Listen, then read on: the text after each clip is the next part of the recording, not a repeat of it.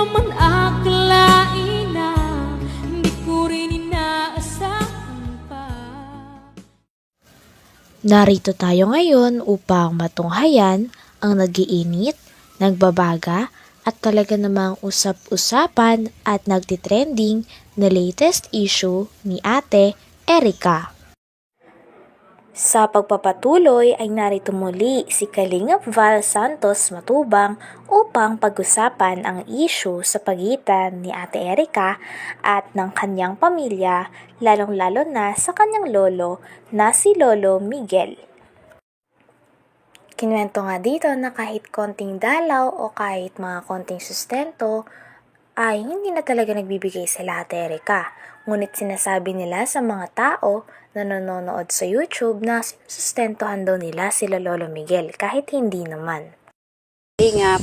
Paano Yung ilabas? mga paninirang halimbawa na parang kami ay walang-wala nang nabili dito sa ano na ito. Halimbawa yung tagay po ng tindahan. Kaya daw po. Yung ganyan. So madami pong masasakit. Ayaw yung tindahan mo dyan? Hindi yan kay Erica sa'yo yan? Hindi po. Yung bahay na yan po, pera pa po yan ng tinulog ni Rowel. Yung tindahan mo dyan? Yung tindahan na yan po, yung sahod na po yun ng asawa ko. Wala naman po dyan si Eric ang wala. hindi naman po yung nagbibigay. Una pala tumulong si Rowel sa'yo. Tumulong si Kasi Rowel? po, nung tinutulungan po si Mama, nabibigyan po ako ni Sir Rowel. Kasi yung anak ko po galing po sa accident. Ano binibigay sa'yo ni Rowel? Pera po. Pera? O, kita naman po sa vlog. Pag binigyan po yun sila Mama, binibigyan po ako. Okay. Kapanggatas daw po kasi nung anak ko yun sa cancer.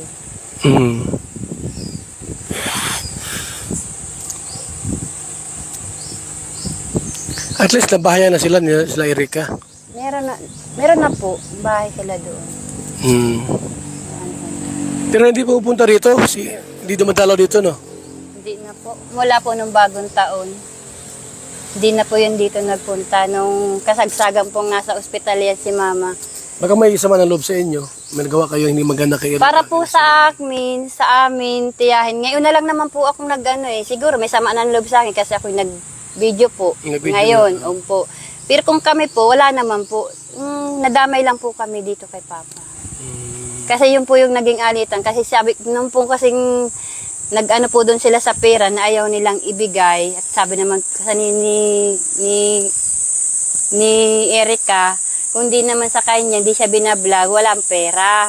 Sa kanya ibinigay ni Rab yun. Sabi naman po kasi ni Papa, kung ganyan din naman ang ugali ninyo, kung gustong-gusto ng lula ninyo makakita, ayaw naman ninyong pagbigyan, ay magsarili na kayo. Yun po yung pinag-umpisahan po ng alitan po nilang mag-apo.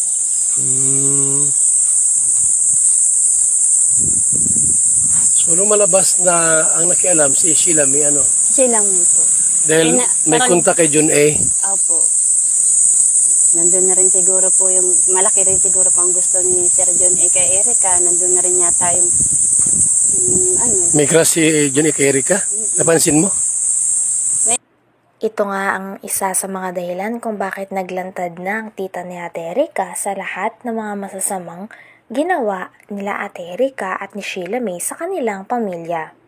Talagang sumusobra na raw at hindi na daw nila kaya ang pagkakalat nila ng maling impormasyon tungkol sa kanilang pamilya.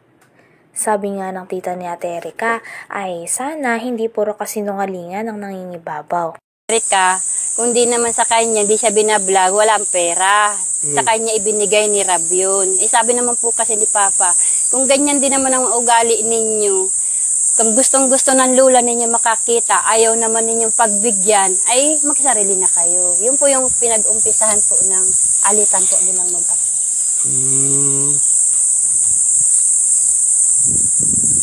So, nung malabas na ang nakialam, si Sheila may ano? Silang po. Dahil may kunta kay John A. Opo. Nandun na rin siguro po yung, malaki rin siguro po ang gusto ni Sir John A. kay Erica. Nandun na rin yata yung, May crush si John A. kay Erica? Napansin mo? May gusto po si Sir John A. kay Erica, pero si Erica po wala namang gusto. Kasi Yun lang. wala naman po. Paano mo nalaman Sila na may lang talaga po yung, parang inaano po yung kapatid. sinusulot-sulot? Opo. Ayun. Parang ginagamit si Erica. Ganun. Ibig sabihin, may gusto si John A. kay Erica. Paano mo nalaman may gusto si Jun A? Nakikita ko. Binata ba yun? Ang alam ko po, may asawa yun eh. Ikaw Jun A ka ha? Salbahay ka ha? May asawa ka pala tapos may gusto kay Erika. Ngayon, ayaw ni Erika. Ayaw naman po ni Erika, parang nadala lang po dito sa kapatid. Kay Sheila May. Opo. May pagkatusos si Sheila May, no? May pagkaano rin. Yun po. Kaya nga po yun yung inaano ko talaga, inilalabas ko. Wala sa aming pamilya. Nasa kanya, siya ang promotor ng lahat. Kung bakit Sa lahat ng nangyari problema, si Sheila May ang may problema. Ang may gumawa ng Opo. ipagbawi ng pera mula kay Kalinga Prab, siya ang nagkontak. Opo. Sila po ang magkakausap. Hanggang doon kay lolo mo. Sila din po. Problema dahil kay Sheila May. Kay sila may po. Anong mensahe mo kay Sheila May? Anong mensahe mo dyan kung sakali nakinig sa atin? Sheila May, kung pasensya ka na kung nagawa ko ito, siyempre bilang tita mo, siyempre kahihiyan nyo, kahihiyan din namin. Pero hindi ko na kaya yung mga ginagawa ninyo. Tapos na, napabahayan na kayo, meron na kayong pera. Pero hanggang ngayon, ginagamit pa rin ninyo yung lolo at lolo nyo. So paano parang ginagamit? Yung mga i-lover po. Dahil nga umalis na si Ate Erika sa Kalingap at nagsinungaling siya na kunwari ay uunahin niya ang kanyang pag-aaral kahit hindi naman, ay lumipat nga si Ate Erika at may mga nag-vlog sa kanya na grupo ulit ng mga vlogger. Ito nga ang mga e-lovers. At isa din to sa kinasasama ng loob ng tita ni Ate Erika dahil ang mga pinagsasabi ng mga e-lovers ay hindi naman totoo. Sinasabi nga doon na nagsusustento sila at maayos pa rin ang pakikitungo nila Ate Erika sa kanilang pamilya kahit hindi naman. Pero hindi ko na kaya yung mga ginagawa ninyo. Tapos na, napabahayan na kayo, meron na kayong pera. Pero hanggang ngayon, ginagamit pa rin ninyo yung lolo at lolo nyo. So paano parang ginagamit? Yung mga i-lover po kasi, parang gusto pa po nilang palakasin si Erika. Gusto pa nilang kuhain si Papa gawin patangina na magsan-ayo na lang kayo sa ganito, ang gagawain namin. Yung papayag si Papa na gaya po niyan, na araw yun daw monthly, meron daw po sila Papa matatanggap. Ibig po sabihin nila, umuo na lang si Papa kahit hindi. Sino po nakakahiya? Anong gagawin nila? Lulukuhin si Jun A? Parang lalabas po na sila yung magaling. Sila po yung tama. Pero wala mong binibigay kay Papa mo na pera? Yun na nga po, yung kinakasama po namin ng loob. Wala mong binibigay na pera? Tapos po kung ano-ano po yung mga sinasabi ninyo na kami ay mga gutom na aso. Sila may mag-isip ka saan ang galing yung ina mo. Di ba sa gutom na aso? Yung nagpalamon sa inyo. Kaya nga Saka yung pananakot nila na isang pitik lang nila sa amin, tiklop na kami. Hindi ko alam kung anong ibig sabihin po nun, pero masakit po, di ba po? Magbabanta yun. Opo. Na isang pitik lang, tiklop na tayo. Magbabanta yan. Hindi pwede yan sa atin sa Kalinga.